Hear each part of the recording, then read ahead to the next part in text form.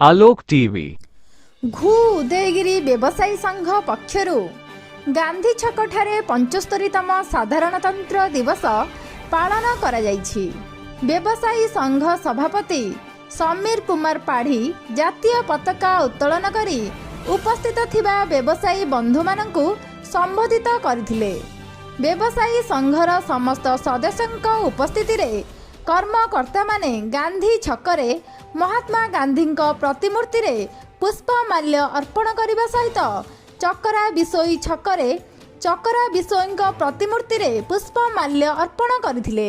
उक्त कार्यक्रम रे उपसभापति कालू चरण पंडा, संपादक अरुण कुमार षडंगी, सह संपादक एस मन संतोष पात्र, कोषाध्यक्ष मानस रंजन दास, कार्यकारिणी सभ्य देवी प्रसाद दास, संजय कुमार सुबुद्धि, चंदन पाणिग्राही, CH कृष्णमूर्ति पात्र, दिलीप महापात्र, टी ओम नारायण पात्रଙ୍କ समेत संघर समस्त कर्मकर्ता और संघर समस्त सभ्य उपस्थित थिले। ब्यूरो रिपोर्ट आलोक टीवी।